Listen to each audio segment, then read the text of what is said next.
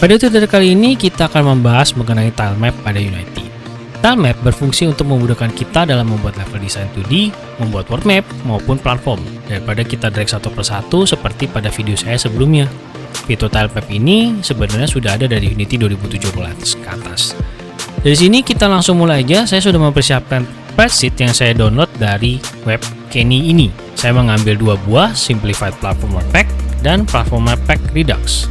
Pada saat nanti kalian sudah selesai mendownload, di dalamnya itu akan terdapat file-file yang banyak sekali, dan saya mengambil spreadsheet yang kurang lebih gambar seperti ini. Dan yang satunya lagi saya mengambil yang ini. Kenapa saya mengambil dua? Karena saya akan mencontohkan bahwa ada kasus di mana spreadsheet yang ini dia lebih rapi, lebih uniform dibandingkan dengan spreadsheet yang satunya lagi. Yang nantinya kita juga akan bahas bagaimana trik-triknya untuk mengatasinya ketika kita bertemu dengan yang tidak uniform seperti ini. Sebelum membuat tile map, kita perlu melakukan slicing dulu agar spreadsheet ini pecah satu persatu objeknya. Klik dulu pada project, platform, ke inspektor, cari spread mode, ganti dari single menjadi multiple, lalu kita apply. Dari situ menyalakan spread editor dan kita lakukan slicing. Slicing pada tile map sebaiknya kita tidak menggunakan slicing by automatic, tapi kita akan gunakan cell count. Karena saya sudah tahu dia adalah 14 kali 7, jadi dia akan membentuk kotak-kotak slicing yang bisa kalian lihat di sini, dan dia itu semuanya masuk ke dalam area kotaknya. Kita slice, lalu kita apply. Dengan melakukan slice dan apply itu, jadi kita akan mendapatkan pecahan-pecahan gambarnya. Pada video tutorial saya sebelumnya, saya biasa memasukkannya dengan cara mendrag satu persatu untuk mendesainnya. Tentunya ini akan makan waktu dan bisa juga tidak rapi, tidak rata. Jadi, untuk memasukkan tile map, kita lakukan klik kanan di sini, 2D object, dan di dalamnya dia terdapat berbagai jenis tile map, baik itu rectangular, hexagonal, isometric. Kita akan menggunakan rectangular. Pada mode rectangular, nantinya kalian akan mendapatkan grid-grid seperti ini, yang nantinya adalah menjadi guidance kita untuk menaruh gambar-gambar 2D kita. Bagusnya ini kita rename ya, karena nanti kita bisa bikin layering dari tile map ini. Mungkin ini kita bilangnya platform ya. Habis itu, kita akan klik tile palette window-nya, di mana tile palette ini adalah palet gambar yang akan kita daftarkan gambar-gambar 2D spreadsheet ini ke dalam sini, sehingga kita bisa layaknya menggambar tile palette ini. Kita bikin dulu create new palette, karena ini namanya palette. Mungkin saya akan bilang simple platform. Create. Bagusnya kita bikin folder ya. Foldernya itu tentu saja palette juga, supaya nanti terorganisir semua palet-palet kita taruh di sana. Untuk memasukkan paletnya, drag and drop aja langsung satu gambar utuhnya. Nanti dia juga akan minta bikin file lagi, file tiles namanya. Ya, kita bikinkan tiles juga. Dan karena kita memiliki lebih dari 2 buah tiles, sebaiknya juga di dalam tiles kita bikinkan folder lagi. Nah, dari situ sudah kelihatan gambar-gambarnya itu sudah masuk ke sini. Yang dari sini cara menggambar tilesnya sangat mudah. Kita hanya tinggal pilih klik. Nantinya kita tinggal gambar di sini seperti layaknya kita menggambar, dan jadinya lebih gampang daripada kita drag and drop satu persatu seperti itu. Untuk menghapus, kita bisa menggunakan tombol hapus yang ada di sini, sama layaknya seperti kayak menggambar. Dan tombol yang ini adalah untuk mengisi menggunakan kotak seperti ini, seperti fill dengan pen box. Dan yang paling sebelahnya adalah pick mercury. Jadi misalkan kalau kalian memiliki sudah banyak gambar di sini dan kalian mau ngambil gambar satunya lagi, kalian bisa pilih menggunakan pick ini, sehingga kalian mendapatkan gambarnya langsung bisa kita ambil. Pick ini kita langsung dapatkan gambarnya dan bisa langsung kita ambil.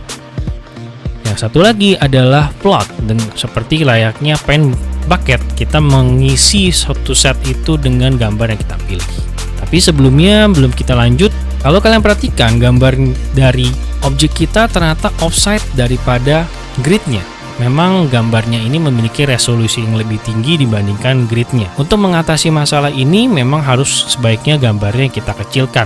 Kita bisa saja kalau mau lebih bagusnya ya gambarnya itu kita kecilkan. Tapi kita mau agak cepat, jadi kita menurunkan pixel per unitnya, kita naikkan gambarnya supaya dia mengecil. Jadi kalau pixel per unitnya semakin besar, memang gambar akan mengecil. Di sini saya coba 120, saya apply, dan di situ kelihatan masih ada garis sedikit. Berarti mungkin yang pas itu sekitar 125 ya. Ya, oke lah, meskipun memang kayaknya 127 atau 126 yang lebih baik, tapi ini setidaknya sudah lebih baik dibandingkan yang tadi. Saya rapikan dulu. Seperti namanya, tilemap ini adalah fungsinya untuk kita membangun level design. Kalau kalian mau menambahkan objek, sebaiknya memang bukan menggunakan tilemap. Dalam hal ini, kalau kita masih dalam berada mode grid, kalau kita nge-drag objek, kita akan tetap seperti kayak melandrag dan dia snapping pada gridnya. Padahal kita mungkin nggak mau kayak gitu. Kita mau lebih free. Dan karena itu, untuk bisa keluar dari mode grid, tadinya kita harus fokusnya dihilangkan, jangan klik gridnya, klik tempat kosong, dan kalau kita drag, barulah kita bisa mendrag dengan bebas. Dalam hal ini, saya mau mencoba memasukkan objek ini dan menambahkan collider dan rigid body. Fungsinya adalah kita mau ngecek kalau memang ini ada collider tidak. Tentu saja karena saya belum sama sekali menambahkan collider, ketika kita play, dia akan jatuh dan menembus. Untuk menambahkan collider pada tilemap, ada collider khusus, jadi kita tidak perlu satu persatu untuk menambahkan collidernya. Dia memiliki collider yang namanya tilemap collider sesuai dengan namanya. Tilemap collider itu nantinya otomatis setiap objek yang kita gambar nantinya langsung akan memiliki collider. Kalau kalian perhatikan, collider itu adalah kotak yang berwarna hijau, dan kalau kita tambahkan objek lainnya, dia pun akan memiliki collider yang menyesuaikan dengan bentuknya, baik itu dia harus kotak atau mungkin dia harus membentuk mengikuti gambar yang kita buat. Dan kalau kita play, dalam kasus saya ini kelihatannya kotak collider untuk kotak yang diamond ini dia terlalu besar ya. Nah iya betul ya, collidernya kotak, mungkin bisa kalian sesuaikan, mungkin juga jangan menggunakan box collider. Ternyata masih tetap besar ya, kalian bisa sesuaikan radiusnya supaya tidak sebesar itu, dan kalau di play jadi lebih proper jatuhnya, ya lebih proper ya. Masih kita mau ngomongin collider. Kalau menggunakan tilemap collider seperti ini, kebetulan memang objeknya tidak banyak, ya tidak masalah. Tapi ketika kalian sudah mendesain level dalam jumlah banyak, sudah sangat gede besar sekali, penggunaan tilemap collider akan memakan memori dan itu menjadi tidak efisien. Makanya ada lagi namanya composite collider untuk bisa menggabungkan collider tersebut. Memasukkan composite collider itu dia otomatis akan memasukkan juga namanya rigid body. Dan supaya composite collidernya itu aktif, kalian harus mencentang use by composite. Perhatikan pada saat saya mencentang use by composite, collider yang memang dia satu persatu ini nanti dia akan bergabung semuanya menjadi satu kesatuan. Ya, lihat. Sekarang kotak collider itu bergabung sehingga ini akan jauh lebih menghemat memori. Tapi di sini karena seperti kalian ketahui rigid body kalau kalian tambahkan, kalau kita play otomatis semuanya akan ikut jatuh karena harus dengan efek rigid body tersebut.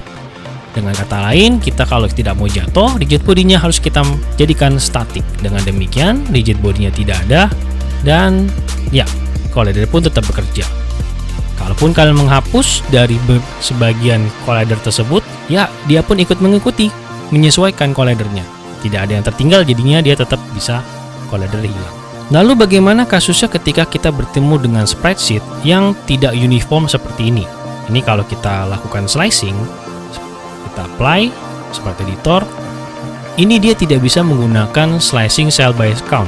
Misalkan ini bentuknya sudah kelihatan 13x13, karena kalau kita bikin 13x13, kalian perhatikan, kalian slice, itu dia ada sebagian ini memang rapi, tapi sisanya yang kiri kanannya kepotong, jadinya ini memang tidak bisa menggunakan by cell count maupun by cell size karena bentuknya tidak uniform, dan juga memang ada objek yang panjang sendiri.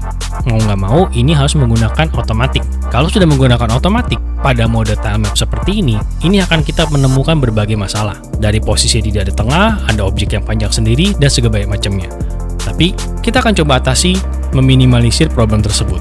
Setelah sudah slice, seperti kalian lihat seperti biasa, kebuka bentuk seperti ini, jangan khawatir dia hanya akan loading, nanti pada saat kita sudah masukin, dia nanti akan berbalik seperti biasa. Kita buat platform palet yang baru dengan nama yang ini mungkin platform palet saja sesuai dengan namanya, platform palet yang lama. Kita create, drag and drop. Oh iya, saya melakukan kesalahan ya, saya harusnya tadi men-save-nya itu bukan di platform Redux Style, karena tadi kan saya bikin palet ya. Jadi saya drag and drop paletnya kepindahan ke sini. Ini kan platform Redux Style tadi buat kita menyimpan tas-tasnya memang dimasukkan ke dalam platform palet. Paletnya ukuran di sini. Ya, kita kembali, kita masukkan spreadsheet-nya ke dalam sini seperti demikian. Nah, baru inilah yang tadinya dipindahkan ke dalam folder tas ya. Nah, jadi jangan sampai melakukan kesalahan seperti saya tadi, supaya nanti ya teratur. Platform palet sudah kita masukin dan seperti kalian lihat bentuknya itu memanjang. Memanjang ini gridnya karena memang ada objek yang dia panjang sendiri. Memang secara otomatis paletnya itu akan menyesuaikan ukuran dengan objek yang ada di situ. Untuk karena itu kita perlu melakukan setting pada palet. Palet tadi sudah saya pindahkan ke sini, kita buka dulu seperti ini settingnya, kita klik dan kita lihat di inspektor style sizingnya adalah otomatis. Kita pindahkan ke manual, dengan demikian dia bentuknya kotak-kotak seperti ini. Tapi tetap saja di sini dia masih overlapping. Untuk overlapping ini mau nggak mau masih kita geser. Untuk memperbaikinya kita klik dulu mode edit. Jadi ini adalah kita melakukan editing pada platform ini dan kita harus mengklik tombol panah yang paling kiri ini untuk memilih objek yang akan kita geser. Klik dulu objek yang akan kita geser di dalam palet ini. Menggunakan tombol yang di sebelahnya adalah kita memove gerakan dengan cara di drag. Nah, ini kita rapikan juga untuk yang ini dan juga untuk satunya lagi nih di bawah sini. Saya rapikan terlebih dahulu. Ya, ini sudah rapi. Kalau kalian sudah selesai merapikannya, jangan lupa edit aja dikembalikan karena kalau dalam edit mode artinya kita hanya melakukan edit pada palet di sini. Selain itu, kita perlu memperbaiki juga dengan ukuran tiles yang memang ternyata dia lebih kecil dibandingkan gridnya. Kebalikan dari yang tadi, yang ini dia malah lebih besar, ini malah lebih kecil. Sama, kita akan lakukan cara yang sama di spreadsheet-nya. Kita akan ganti pixel per unitnya. Kali ini kita turunkan untuk membuat dia menjadi gambarnya lebih besar. 70 mungkin kita apply. Ya, sudah cocok. Ini dia juga sudah bagus seperti ini. Dan akhirnya tiles ini bisa kita gunakan seperti biasa. Ya, sama ya, kita bisa gunakan juga ini seperti biasa, cuma mungkin seperti yang saya bilang, ada perlu penyesuaian agar kita bisa gunakan seperti tiles yang satunya lagi. Dan satu lagi yang terakhir adalah menggunakan layer. Penggunaan layer artinya kita bisa menggunakan lebih dari 2 buah tile map. Dalam hal ini kita akan masukin lagi tile map berikutnya rectangular. Anggapnya ini adalah hiasan yang biasanya ada di belakang background, tidak akan kena collider sama sekali. Mungkin foliage biasanya atau ornamen. Kita pilih ornamen saja, lebih cocok. Mungkin yang cocok untuk jadi ornamen itu yang ini kali ya, yang gambar rumput ini. Dan kali ini setelah kita membuat 2 buah tile map, kita bisa mengganti aktif tile mapnya itu menggambar di platform tile map atau di ornamen. Kita ganti ke ornamen, kita gambar di ornamen. Oh ya, sebelumnya pastikan order in layer antar ornamen tile map.